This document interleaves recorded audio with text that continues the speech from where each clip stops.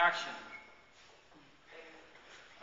So this machine right here is called the scroll saw. It's usually the first machine that you'll use when you come into the shop. What this machine does is it cuts the wood, but it has to be a specific size. The scroll saw likes fairly thin wood, so if you put something thick in, it has a tendency to jump around and break the blade and that sort of thing. So this is sort of the perfect piece of wood to be cut with the scroll saw. The scroll saw is really good for cutting really tight curves like that. It has a very thin blade, so it's able to do that for you. Before you come to it, make sure that your wood has some sort of line that you're going to cut on it. You want to be accurate. You want to know where you're cutting. And you need to know what piece of wood you're going to keep and what piece of wood is going to get thrown away. Okay? So I've actually written that right on this piece of wood. This is going to be like scrap side and say this is the project piece. This is the one that I'm going to be making. Okay? For whatever reason. There's two main rules when it comes to the scroll saw. The first main rule is that when you get here, you have to put this little foot right down on top of the wood. And it prevents the wood from jumping around when it's being cut. Okay, to do that, you lift up this little bar right here, and I want you to lift it up over here. I don't want you to put your fingers right on the metal near the blade for obvious reasons. Okay, stick your wood underneath it. Drop the little foot down onto your wood and then tighten this piece up so that it actually touches your wood and holds it down. So that's rule number one. Second main rule is that your fingers and hands, everything, needs to be at least 5 centimeters away from the blade at all times. So that's about that far away. Okay? There's a little orange circle that's starting to wear off on the scroll saw. I don't want your hands entering that for any reason. If you need to, if you've got a smaller piece of wood, if you feel like you need to hold down your wood inside of that little orange circle, you're going to reach to the side and you can use a push stick instead. So the push stick is allowed to be in next to the blade, but your fingers aren't. Is that clear, everybody? Okay. So when you go and you start using this machine, there's a couple things you have to think about. First of all, how to turn it on.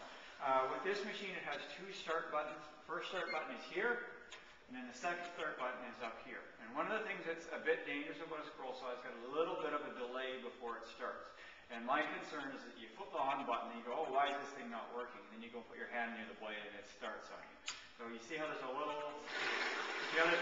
delay like that? Just keep that in mind, everybody. All right? You need to set up the speed before you start cutting, and it's not a huge concern, especially when you have a thin piece of wood. But I'm saying just put it somewhere in the middle. So there's a little dial gauge here, and it goes from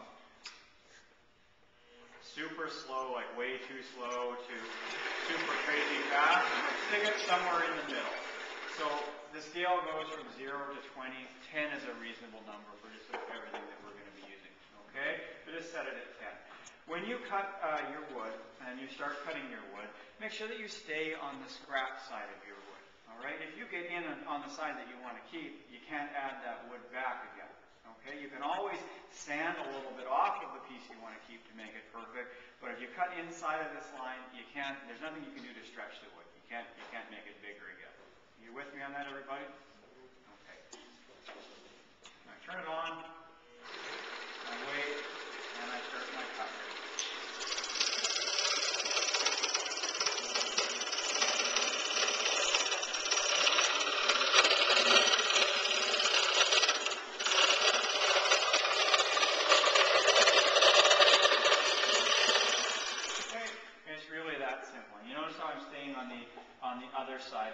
On the scrap side of my line when I'm cutting. Okay? My wood gets stuck, something happens, maybe the blade breaks. What am I going to do? Call the teacher. Okay? So you're going to raise your hand and yell at me, Mr. Williams, get over here. What if I don't hear you? What are you going to do? I'll tell you what you're going to do. What you're going to do is you're going to take the cord for the machine, like so, and you're going to lay it on top of the machine. Okay, if you come to a machine, for whatever reason, it has a cord over top of it, think that there's probably something wrong with it. Okay, come and get me before you plug it in. This is going to be our sort of universal sign that maybe there's something wrong with one of the scroll saws. So if you see that, and this is over the top like this, come and get me before you plug it in. So what you would do is unplug it and then come and get me. And the blades on these things are tiny. They break all the time, right, grade 9s? Okay. So It's not a big deal if you break a blade. It'll go clack, clack, clack, clack, make lots of sound.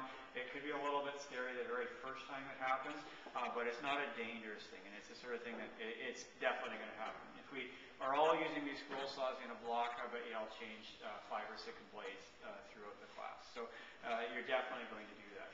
One of the ways that you can make it so that the blades don't break is you can turn your wood sharply. If you're cutting, and for example, if you had a 90-degree corner like this, if you go like that and turn the corner right away, you'll twist the blade and it'll break.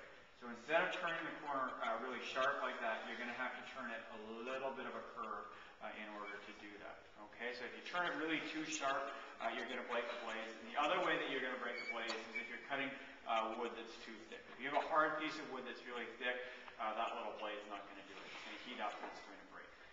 Okay, are there any questions about the scroll saw? No? Okay. So that's it.